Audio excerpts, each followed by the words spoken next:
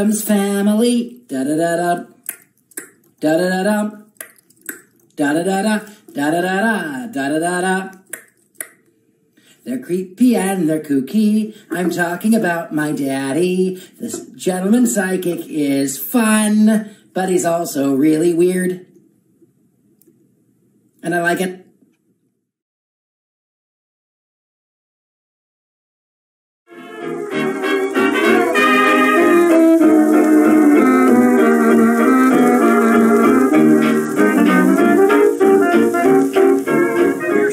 Here at the Higgins-Verbeck Hirsch Mansion. It was built in 1902 and first located on Wilshire Boulevard at Rampart Street, where owner Hiram Higgins worked in the grain industry. In 1924, it was purchased by Howard Verbeck, an interior designer, and relocated into 3 sections to its present spot. Following the Great Depression, the house took a toll of neglect as it was used for retired nuns, a mission, a boarding house for actors, and offices. It only survives today thanks to the efforts of the Hirsch family that spent many years restoring it. It is considered a LA landmark. Also, this house was featured in the 1970s. Was it 77? 77. 1977, Halloween with the Addams Family. Yep. It was, to say the least, dreadful. Yeah, they passed it off as the new Addams Family. It was not including all of the cast members, unfortunately, but we'll talk a little bit about that on our tour.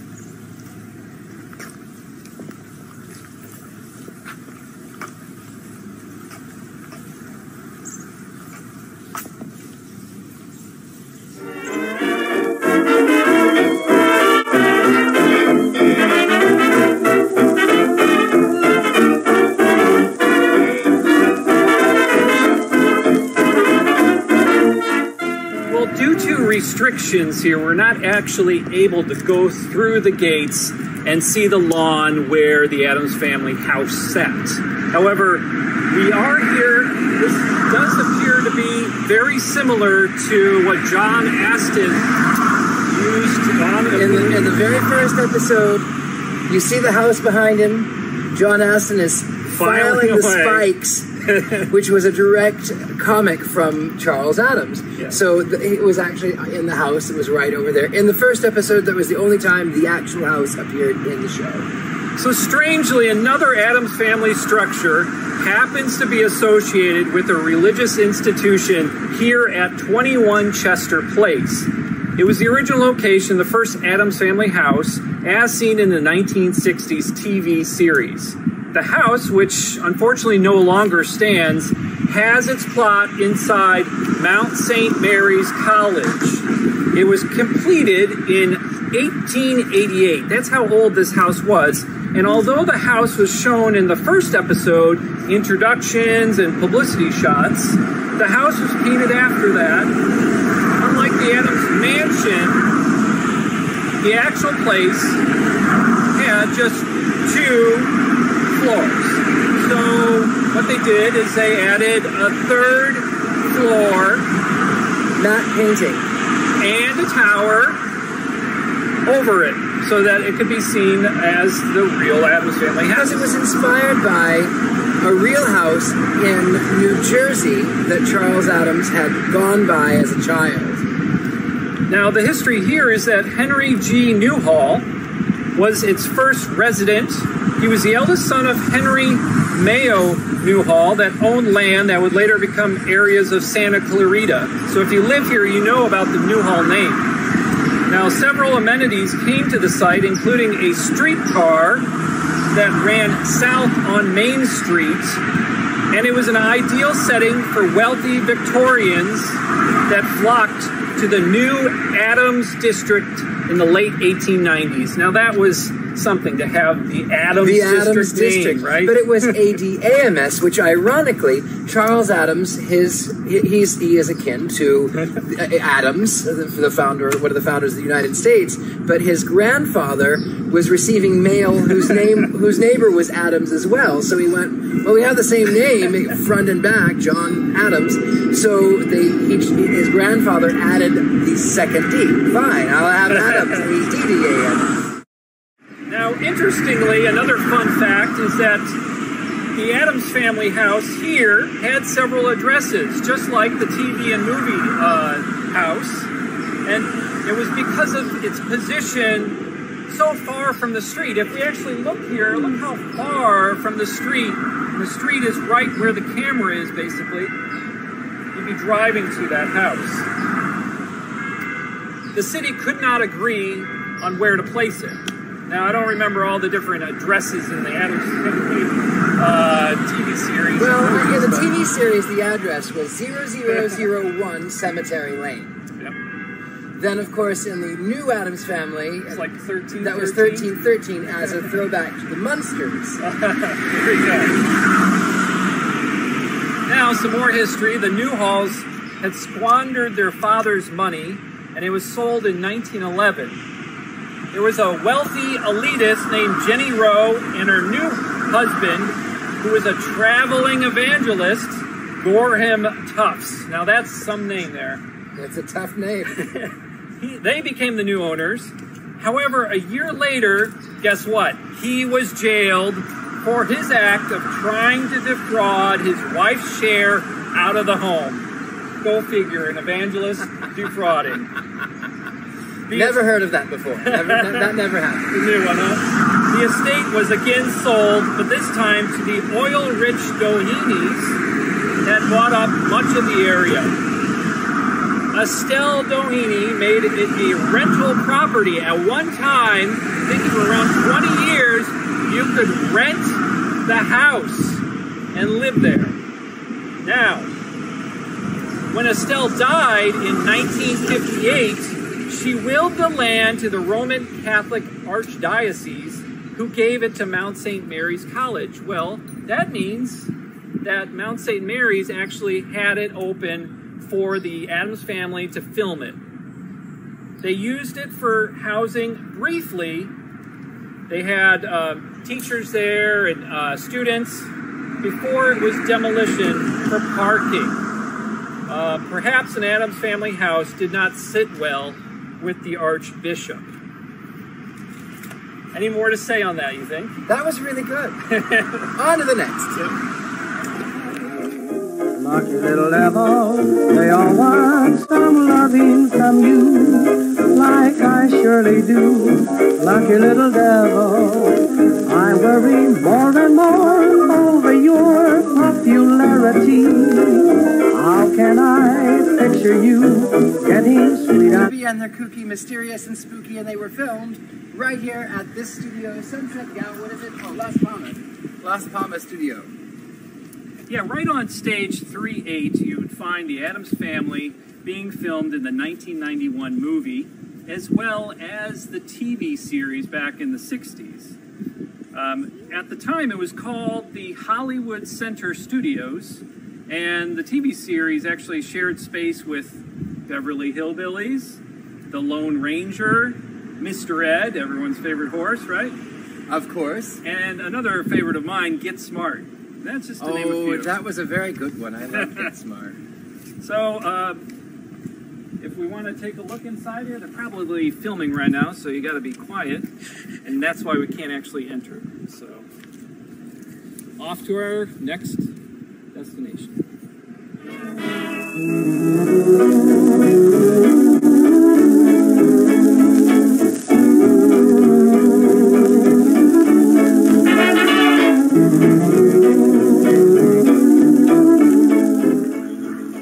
We'd like to thank Vanessa, who gave very us lovely. a quick Just tour. a quick tour of the inside of Carolyn Jones's house. Very lovely.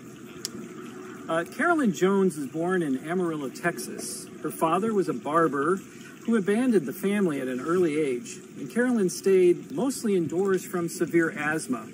She spent her childhood reading, especially Hollywood magazines, which inspired her to enroll in the Pasadena Playhouse, thanks to her grandfather's support.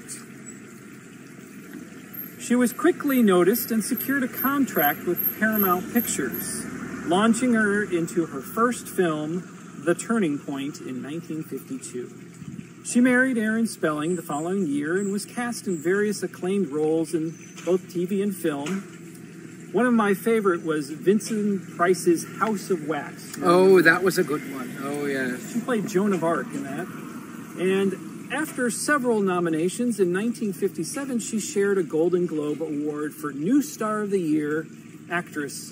And by 1964, she put on a black wig as Morticia Addams.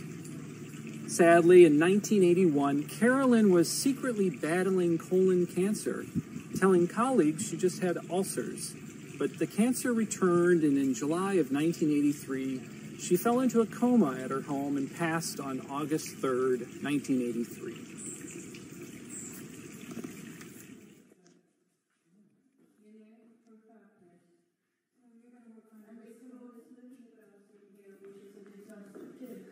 Is your goal to get it back to sort of the way it was? Or What? is your goal to get it back?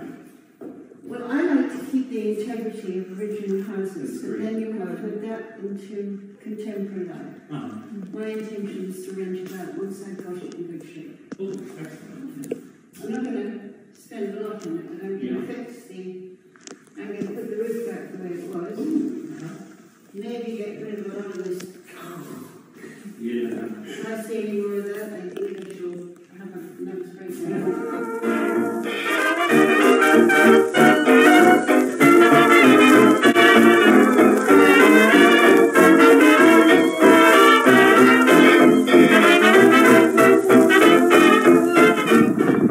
Jackie Coogan was born in 1914 in Los Angeles and took to the stage as an infant in vaudeville and film.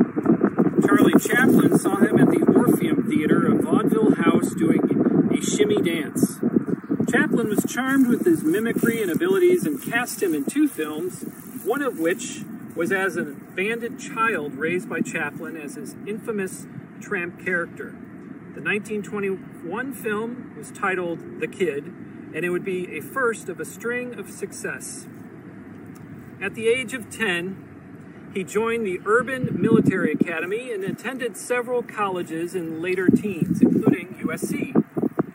Tragically, though, in 1935, Jackie was the sole survivor of a car accident that killed his father, a best friend, and 2 others. By 21, Jackie was worth around $3 to $4 million from acting and merchandising. Still, his father's management of his career was now in the hands of his mother and stepfather, and they depleted his funds on fur coats, jewelry, and expensive cars. The mother insisted no promises were ever made to give Jackie anything, and further said he was a bad boy, as if all his hard work deemed nothing in return. Jackie sued, but received little of his earnings and had to ask Chaplin for help with bills. What became of this was protection for child actors known as the Coogan Act, a law that required an actor's employer set aside 15% of the earnings in a trust. Thank goodness for that, Jackie. He was not only a brilliant actor, but also served bravely in the U.S. Army as a glider pilot, flying behind enemy lines to deliver troops. He returned to acting in small parts before landing Uncle Fester in 1964. He continued with mostly guest roles until his retirement in the mid-1970s. On March 1st, 1984, Jackie passed from heart and kidney problems.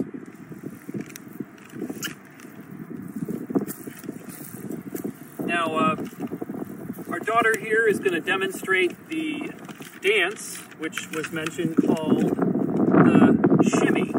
Would you like to do that? Stand up. Excellent. We're going to spend some time here to reflect and be with Jackie and then we'll come to the next location shortly.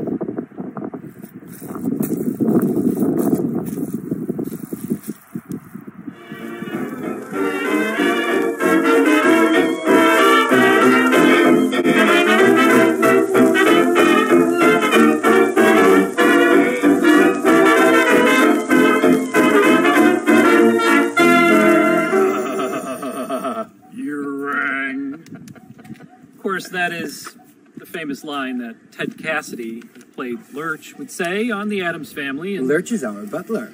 You know, Ted Cassidy was born in Pittsburgh and he was raised in West Virginia. Ted was a gifted child, attending 3rd grade at the age of 6.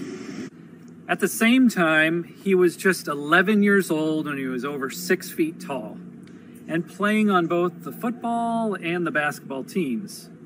It was hardly glorious, though, as he was often the victim of bullying. In college, Ted graduated with high acclaim in speech and drama and continued playing basketball and being involved in student government. In 1956, he married Margaret Helen Jesse and moved to Dallas, where he worked as a midday disc jockey. Notably, he also played a character called Creech, a space alien on the local TV station for a show called Dialing for Dollars, and gave an in-studio report and interviews surrounding the John F. Kennedy assassination. Ted was typecasted for unusual roles, but this worked to his advantage when he tried out for Lurch and Thing. Interestingly, Ted was so good in the role that Lurch was supposed to be mute, but quickly was given lines when Ted off-script called out, "You rang." Too much laughter. Not only was it a tagline, but several episodes even wanted to feature Lurch. Lurch's harpsichord always seemed close by when Ted ventured into other shows, including Batman and Wild Wild West, to name a few. Along with acting, Ted took up voice work and was a favorite even in Star Trek. A successful history of TV and film and a hit song called The Lurch was released in 1965. And in 1979, Ted had surgery to remove a non-malignant tumor on his heart, but complications erupted, and sadly on January 16, 1979, he passed at just the age of 46. In the backyard of this house here, his ashes were buried. Side note, funny thing about Ted Cassidy and the Addams Family is, yes, he was popular and famous for playing the butler, but originally they didn't know who was going to play the father, who was going to play the butler, because in the original series it didn't really know who was who. Well, John Astin got the role of the father and not the butler, and Ted Cassidy got the role of the butler, not the father. Funny thing. Wow. Okay, so we're going to go on to the next stop, which is for Ken Weatherwax.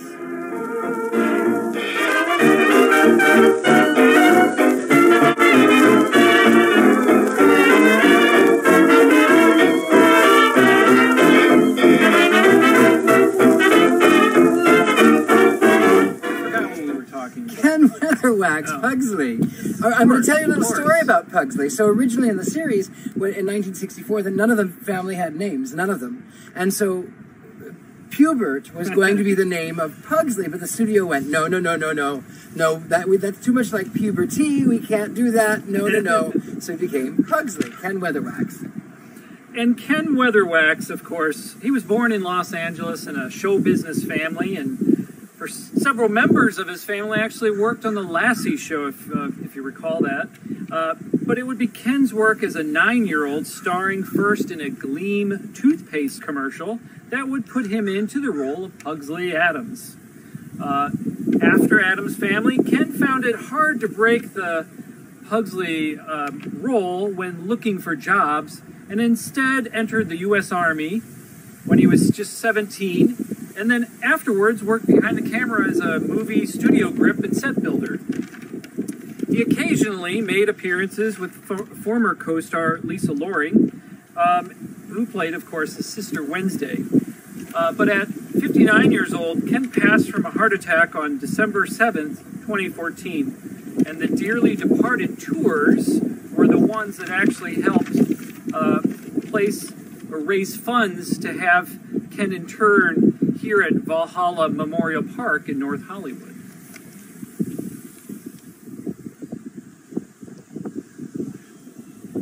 And just like Pugsley, he's off hiding somewhere.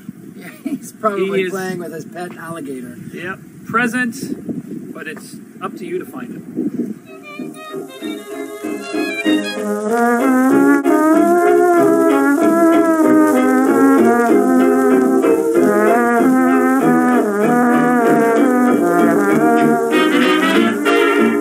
Wow, we are here. We are finally here at the end of our tour. I feel like Alice on the 8th square, and guess what? We went to 8 stops. This is quite right. And for those of you who are trying to find out, we watched someone who found Blossom Rock. It is by a cul-de-sac on the hill. Just look for that, and then you can find Blossom Rock. So we all day took this tour, all around parts of Los Angeles, but the greatest of all is, of course, being here with the very talented Blossom Rock. Now, Blossom was born August 21st, 1895 in Philadelphia. In childhood, she was a vaudeville performer with her younger sister, Jeanette. In 1926, she married actor Clarence Warren Rock, who is right beside her. They later had an act together in New York City called Rock and Blossom. It lasted for about 4 years before Clarence died in 1960. Blossom went on to play roles in films under the name Marie Blake, where she had a significant part in Love Finds Andy Hardy in 1938, and notably as Sally, the hospital switchboard operator in Dr. Kildare's film series. By the 1950s, she was using her real name and got the part to play Grandmama. After season 2 of The Addams Family concluded, Blossom had a stroke that complicated her speech, and she passed on January 14th, 1978 in Los Angeles at 82. Love to you, Ms. Blossom Rock.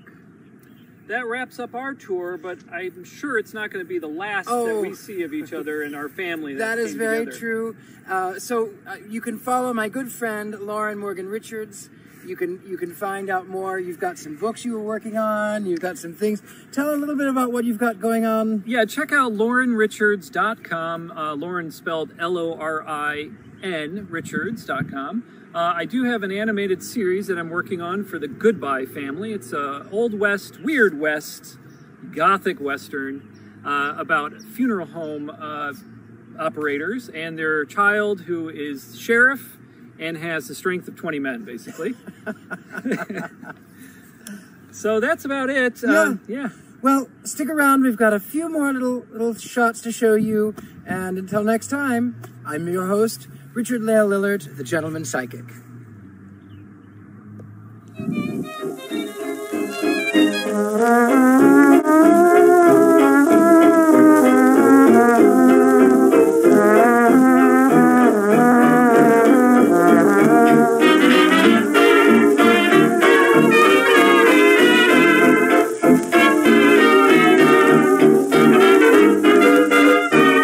Little devil, the whole world is wild about you. That's why I'm so blue. Lucky little devil, they all want some loving from you, like I surely do. Lucky little devil, I worry more and more over your popularity. How can I picture you getting sweet on me? Lucky little devil, your love dreams are bound to come true. I wish mine would do, lucky little devil.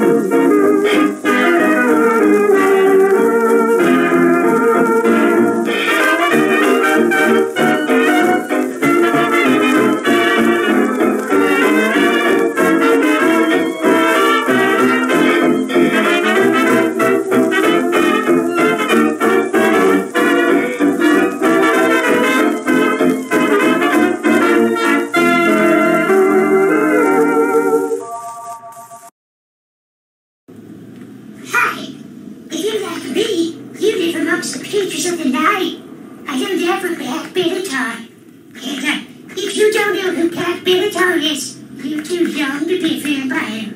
That's probably why you like night vision. Because it's stupid.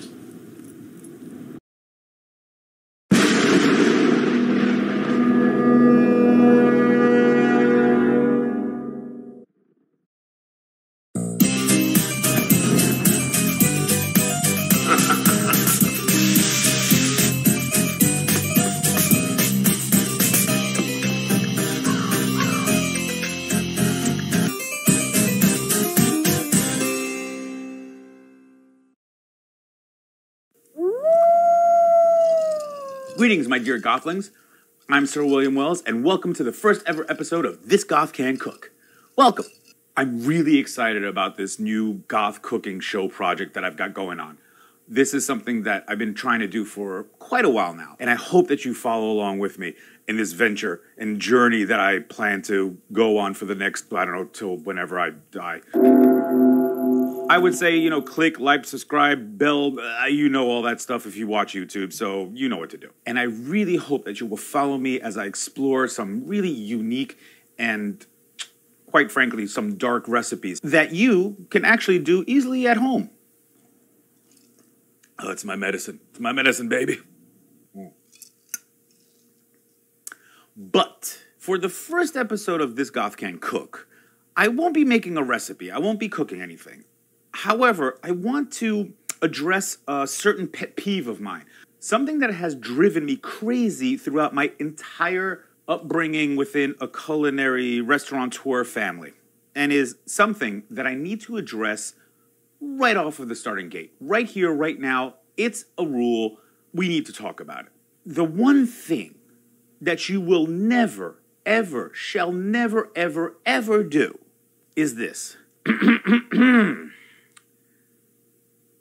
Do not f***ing cook with olive oil. Do not cook with olive oil. Only use it for cold things like salads. Do not put this oil made from olives into heat. Stop that f***ing right now. Am I making myself clear? Seriously, one rule. Do not cook with it. You might be thinking to yourself right about now, yeah, but on all the cooking shows and all the cooking channels, they all cook with olive oil. Wrong. Wrong. Do not cook with olive oil. Simple as that. Okay, you got it, right? Good. End of the episode. I guess you're not fully convinced, are you? Fine.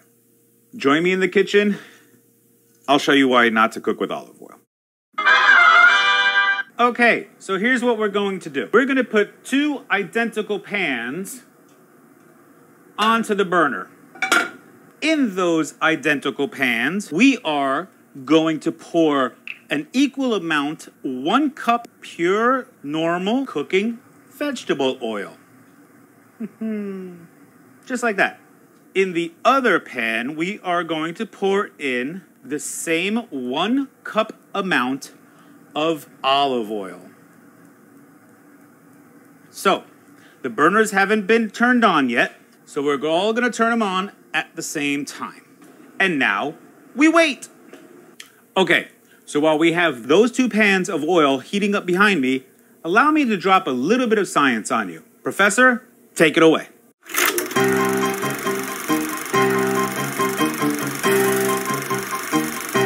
Science! Monounsaturated fats are fatty acids that have 1 double bond in their molecular chain structure, with all of the remainder carbon atoms being single bonded. By contrast, polyunsaturated fatty acids have more than 1 double bond. Duh, no shit, Sherlock. In olive oil, this monounsaturated fat is in the form of what is called oleic acid. Oleic acid. And since olive oil has a naturally high concentration of this type of fat, or oleic acid, it is therefore pervious to a much lower smoking point temperature than other oils. Very interesting indeed. Indubitably. Indeed. Or to say, where the oleic acid molecule starts to break down by the heat reaction and starts to release carbon atoms in the form of smoke. Quite toxic indeed. Indubitably. This is not good. This turns the oil toxic at the temperature above 250 degrees Fahrenheit or 121 degrees Celsius in the Queen's English. I hope that this has made things more comprehensive for your friends out there, Sir William Wells. Good day, sir. I said good day. Okay, thank you very much, Professor. That was very, informative. This is it. Hold on. This is what we've been waiting for. Hold on. One sec. What? Oh, it's time.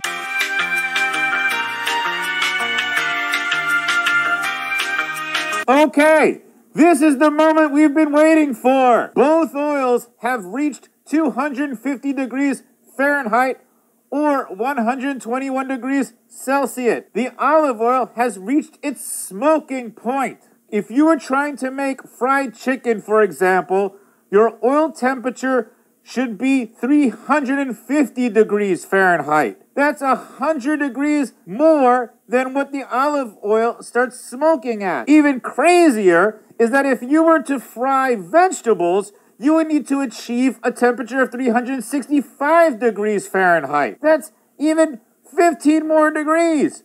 At this point, your vegetables would just be toxic mush. I'm gonna go turn these burners off now, okay?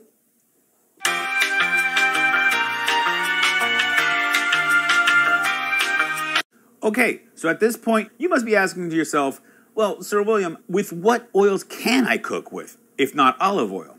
Great question. You have a ton of choices. You have your corn oil, you have your vegetable oil, you have your sunflower seed oil, you have your safflower seed oil, you have flaxseed oil, you have grapeseed oil, you have so much to choose from. You can even find Pam spray-on oil, works just as great. Although, f*** you, Pam, for creating an olive oil spray. Looking at you. But the one oil that I grew up cooking with in my French culinary family was known as something called huile d'arachide. Roughly translated, means simply peanut oil.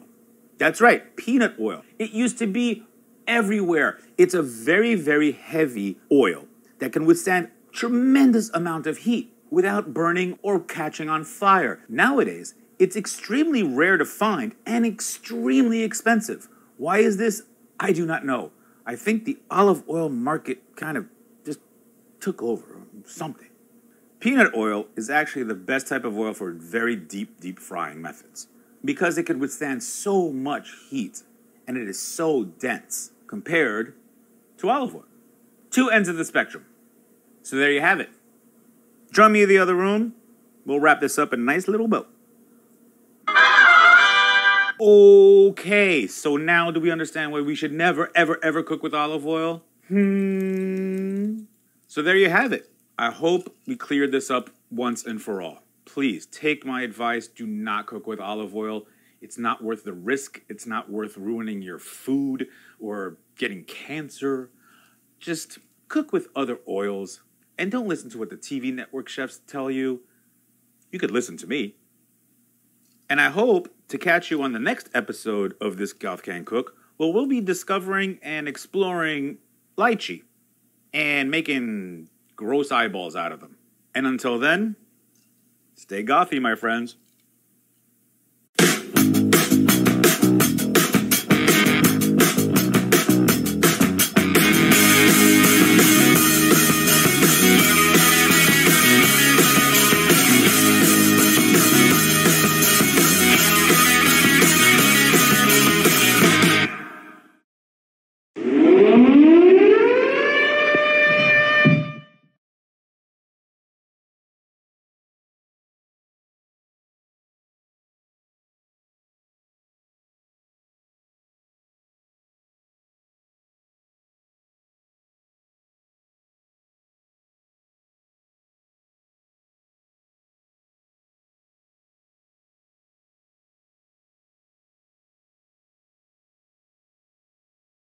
In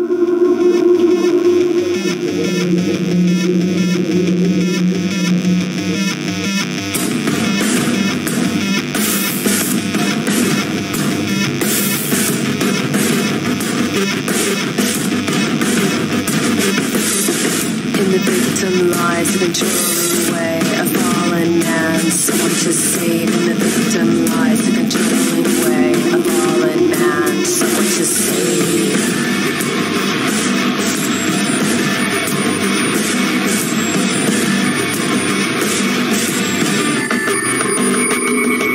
In the shell of a man you can't complain, a broken mind, a film to play. In the spire I can see your smile with sharpened teeth and chainsaw ryle.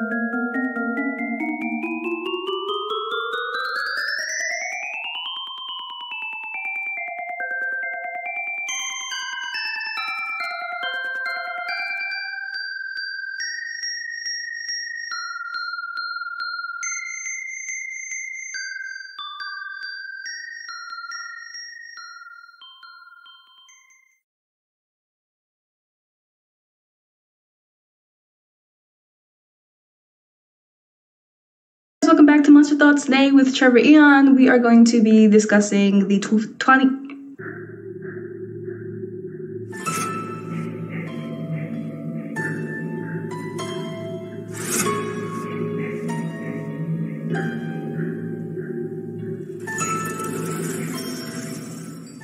With Trevor Eon, we're going to be discussing the 2015 British movie, Howl.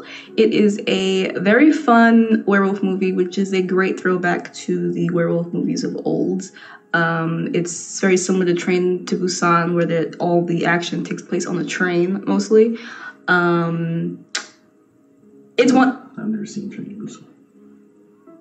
It's a very good zombie movie, and I was tired of zombies when I saw it, so I thought I would hate it, but I ended up loving it. It was a Korean movie. It did it so good. Like it was like getting off track, but it was like they took all the anime tropes, like the tough guy, the dad with his daughter, the high school kids and everything, and they had bats, and dark-haired demon. It became like an anime type thing, so that was really fun. Getting back to Howl, though, Howl was great. We recently reviewed... we just reviewed Bliss on my channel, and I believe we were misled on that one because we spent the whole review saying that it wasn't a vampire movie, and upon reading some of the director's tweets and the way other people explained it on YouTube, like, it's not a vampire movie, so I was misled on that front, going and thinking it was a vampire movie. I think it was just a cannibal type movie, and it wasn't ever meant to be a vampire movie. So with that said, I kind of recant my rating, and I raised it a little bit higher. I gave it a 3 out of 10. I give it a 6 out of 10 because there were no vampire elements really in it. She never had fangs, and there was never a mention of the V word. So I think it's safe to say it wasn't a vampire movie. So with that being said, Howl took the direct approach. They did mention werewolf lore once, spoiler alert, once one of the characters got bit and started to change. And you're left waiting to see what the monster looks like. It's very, people are getting pulled up and everything from, places. People are getting, like, pulled out of the train and, like, ripped apart and everything. So you don't really see the monster until about 2/3 of the movie. No, there was glimpses. Yeah, but I'm saying you don't. The monster, but I'm saying you don't really ever get to see the face of it, and then since are we doing spoilers? Is that okay? Yeah, I just said spoilers. Yeah, and then when you see more of them, which is I thought was pretty cool, is that they all kind of look different. They're all kind of built different. They're all hulking werewolf monsters, which is cool. But they all kind of had different faces. One was more like exactly a dog, and then one was kind of like more like a Sasquatch. But they were all like, obviously, they're all howling the entire time. They're obviously a pack of werewolves, which I think is great. I think it's the coolest thing ever. I love packs of werewolves that like roam the countryside and nom on everybody. So it was pretty cool. But we did say while we were watching it that when we first saw the first werewolf that we've been introduced to, like the first face, I was freaked out by the face because I was like, I wasn't expecting what I saw. And you can kind of see it in the background there. It's on the poster. If you look up Howl, you'll see it. It's not like they're hiding it.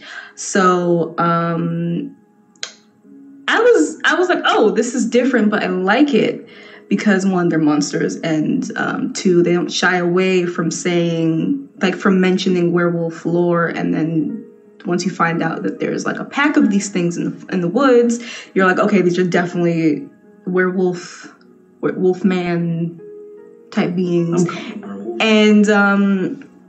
and when we saw more of them, we did stop and say, oh, these look younger, they look more humanoid, but then there's an older one that looks more wolfish, so we thought it would be we thought it was like, there's different levels to it. Like the longer you've been a werewolf, the more like animalistic you look, and like the newer you are, the more human you look. So that, if that's true, that's a great addition to it. Like that was, but it was a fun movie. I'm gonna do the analysis, a really, really quick analysis of the main character's journey. He's a ticket taker. He's down on his luck. He didn't get the promotion he wanted. He has, you get the sense he has no power in his life. The girl he likes doesn't like him back. And this guy who got the promotion is a dick to him at work. So there's a similar asshole type character on the train when things go to shit. And it's by the end of the movie, I was able to form my thesis that the main character, I forget his name, forgive me, the main character, he grows into his own power by forsaking his old life, because spoiler alert, he does get bit and he does get turned into a werewolf, and he does get his revenge on the asshole who has been grating him the entire movie. So we don't know if he turns this man, but we know that he obviously bites him. I get the feeling he just ripped him apart. He probably ripped him apart. Yeah. That's what I would have done. Yeah. So very quick analysis. Yeah, so the main character just was going nowhere in his life, and this transformation into a werewolf at the end really solidified his, like, a return of his power to himself.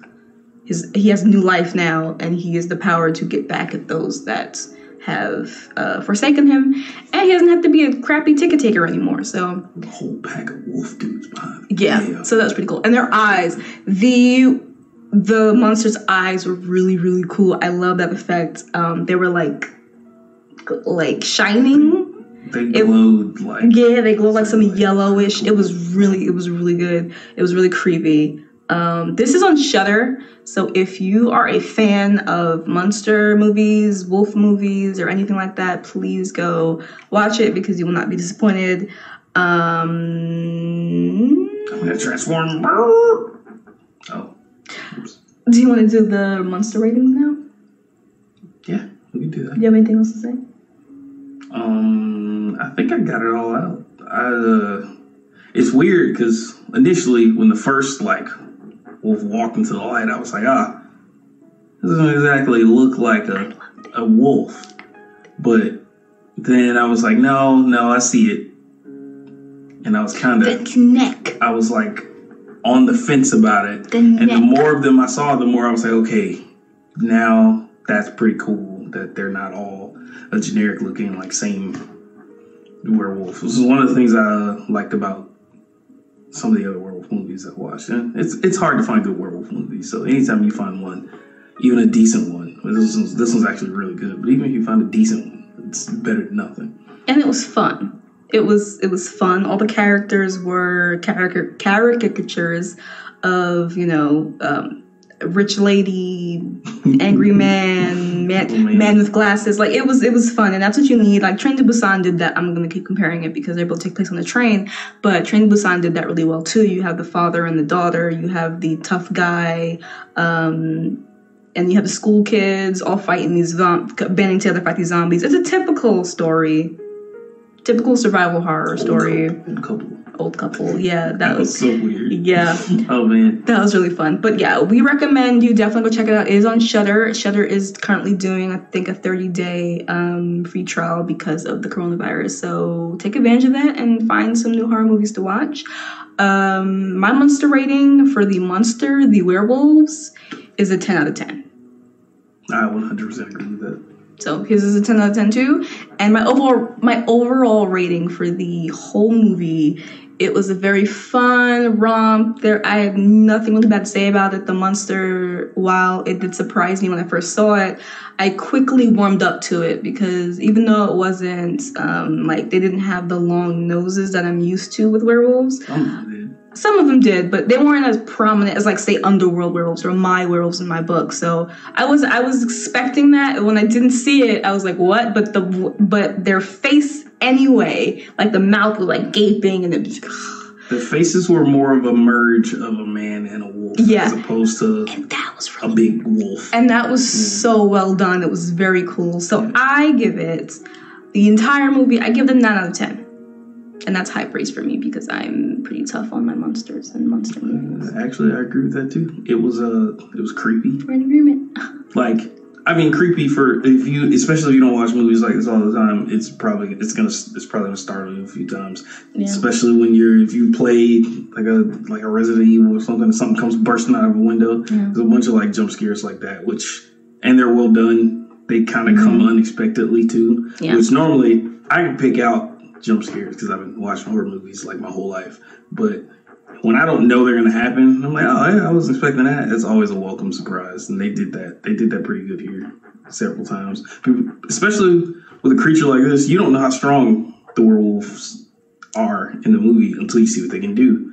So are they gonna burst through this train? Can they break these windows? Can they smash through the side of the train and just rip it open? Like you don't know, and that's one of the cool things about not knowing as you're watching, and then you learn as the movie happens because those scares come out. Yeah, definitely check it out. So 9 out of 10 for both of us. What did I say for the monster? You gave the monster a 10, and I agreed with you. Oh.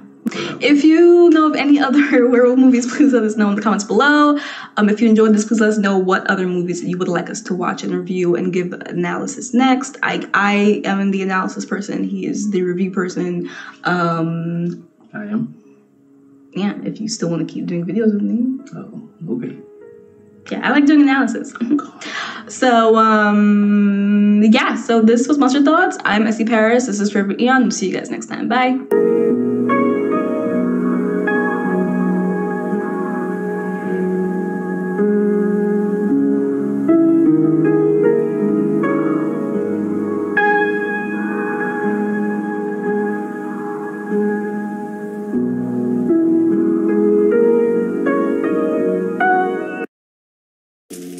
Night vision, made in a lab for lab rats like you.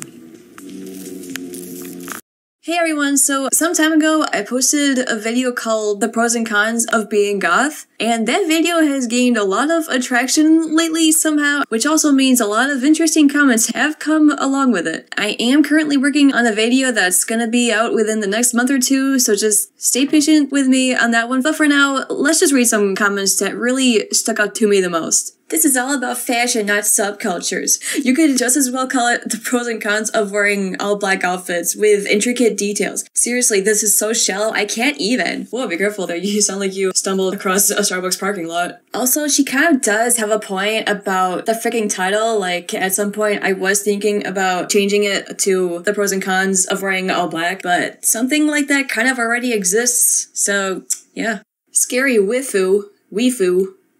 Okay. Just go to church, bro.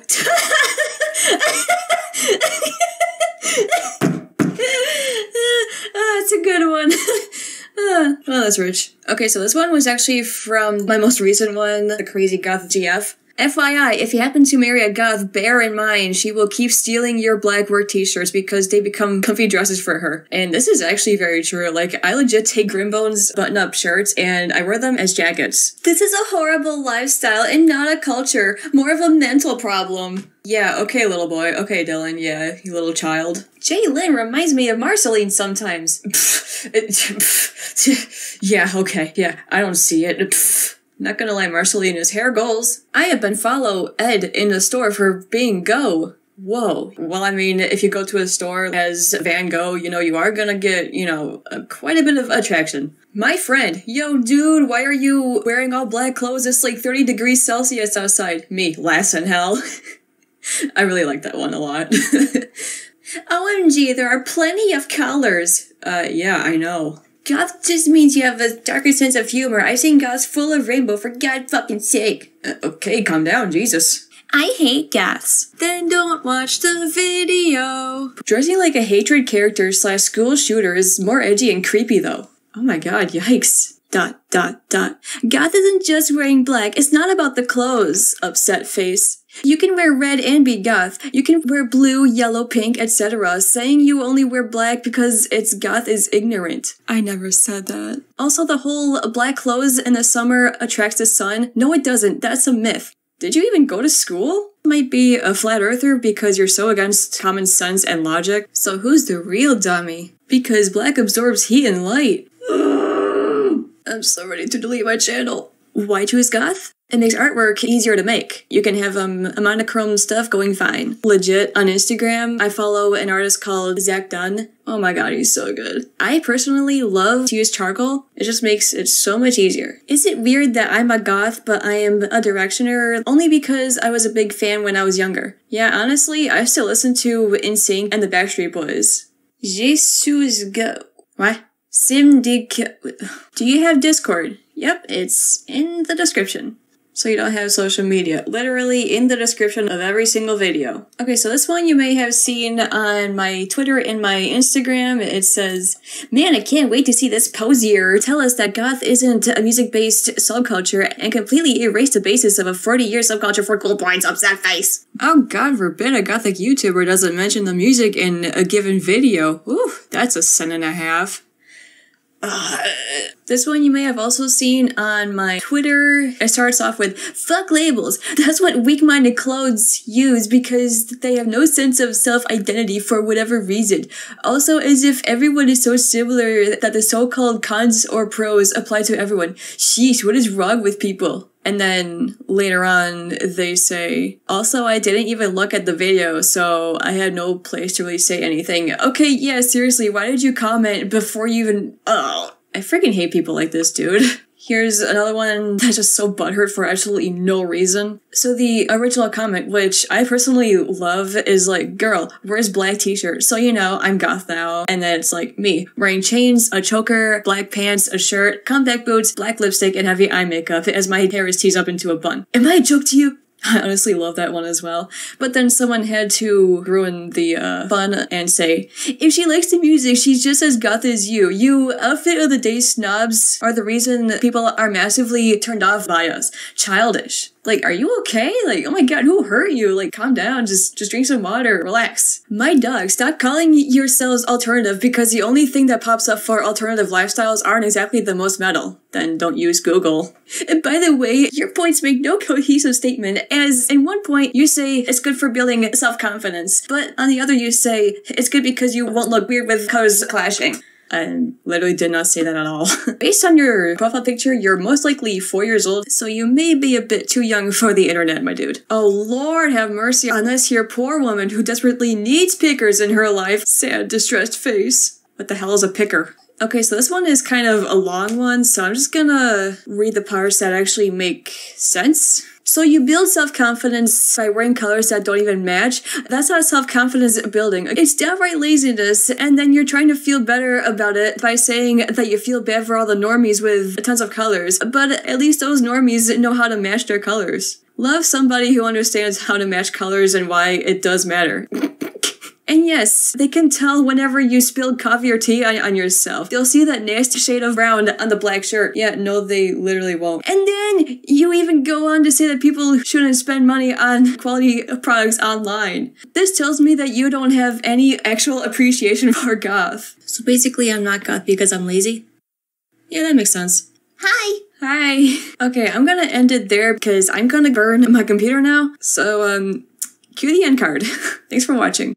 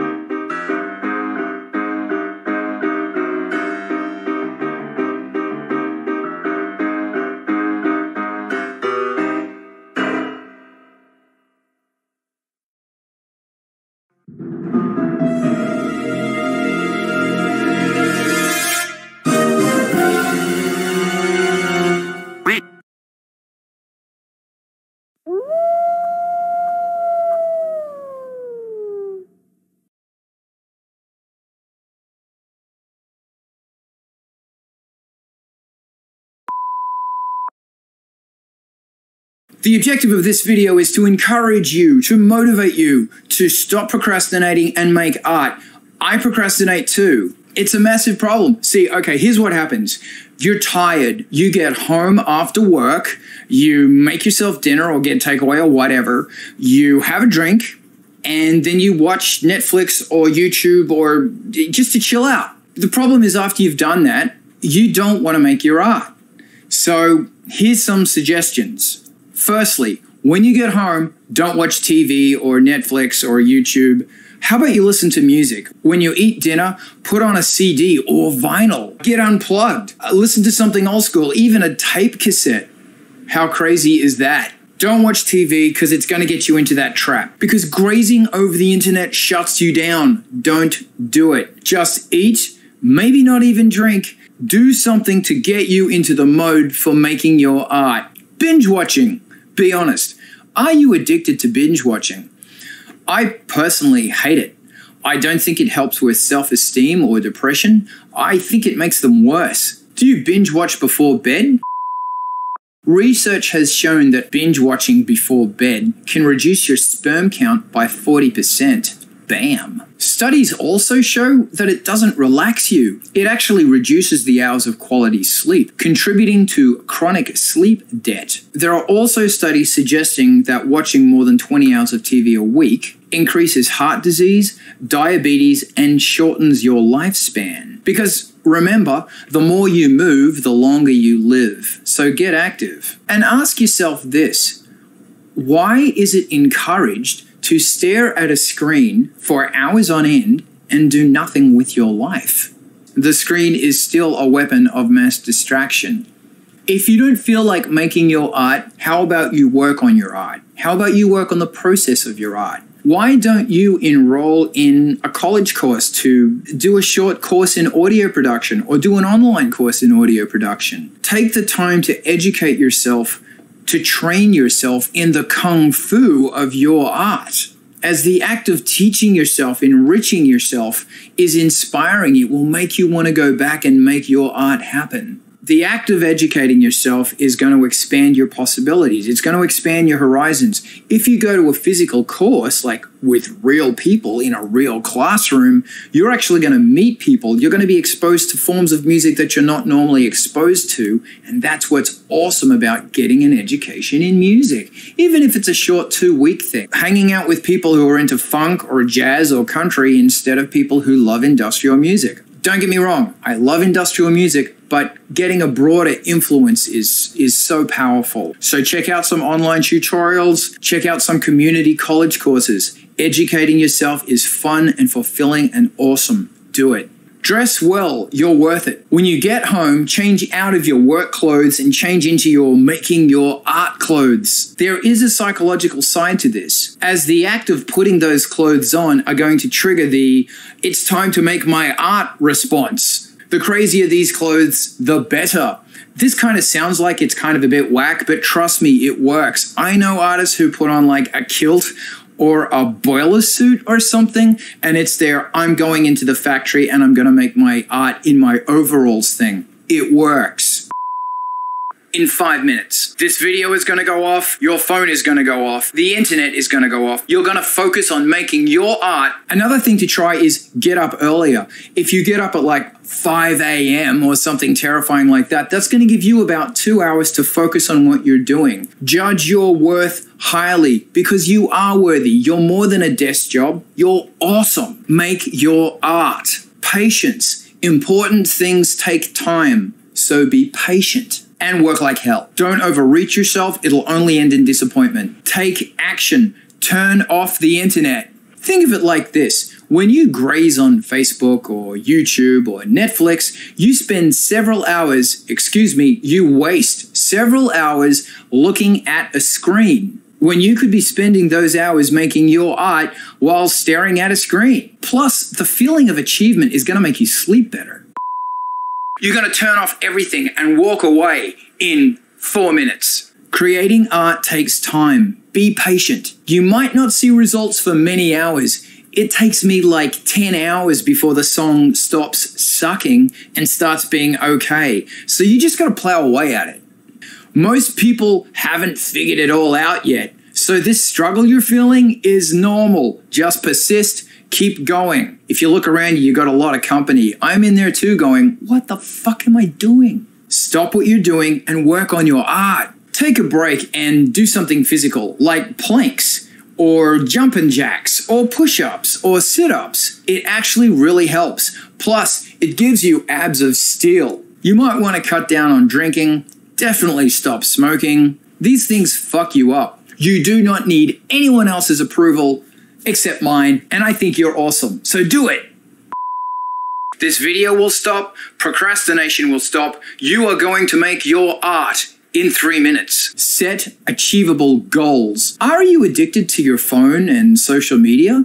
If so, cut it out. Try going for a walk just around the block without your phone. When you make your art, stick your phone in a box and stick it next door. Get it out of the studio. It's just an interruption. You don't need interruptions. You need to focus because what you're making is awesome. Instant gratification is bullshit. It doesn't exist. It takes time and energy to build something cool. And that often means making a whole bunch of tracks that suck because that's part of the learning process. It's cool. You just gotta keep going. You will achieve this. Swipe right for the future. Swipe right for better time management. That's awful. I'm going to edit that out because that's just crap. You're going to put the phone next door. You're turning off the internet. You are going to focus making your art in 2 minutes. What do you want to become? Get rid of negative influences, negative people, negative influences. Just get rid of them. Always ask yourself, what am I doing right now? And what should I be doing right now? If the answer is, I'm wasting time on the internet, stop what you're doing and work on your art. What is stopping you from pursuing what you want? Is it fear of not making enough money? Is it fear of failure? Is it fear of what your friends and family are going to say? Is it fear of wasting time? Or is it fear of lying on your deathbed saying, I wish I made more money? No, wait, no one said that ever. Are you a slave to fear? And this is something you really need to look at. Society and the way it's structured basically says you need to put on a suit and tie, you need to get a job, you need to go to work and not do anything crazy and then go home, be unhappy, and dissolve yourself in front of the television. That's bullshit. In 1 minute, you're going to turn off this video, you're going to turn off YouTube, Facebook, your phone, everything. You're going to focus on making your art. Being yourself is good enough. Have self-confidence. True wisdom is to say, fuck it. This has no bearing on the greater scheme. Focus on what's awesome. You're on this planet to experience what it is to be beautiful. You're an artist. So what you do is take all of this awful fucked uppedness and channel it into something beautiful. Ask for help and accept it when it's offered, because people do want to help you. Listen to others, then speak. In somebody else's thoughts, ideas, and experience, there is inspiration, there is creativity, there is a means to thinking that you're not used to. So absorb this and use it as a source of art. Procrastination stops now. Turn off your phone, turn off the internet. You're gonna make your art right now. I never thought I'd be alive at the end of the world. Who does? It's not like you plan for it. Show yourself! Move it out. Mommy, will you let me suck a bit? Mommy, Don't. God damn it.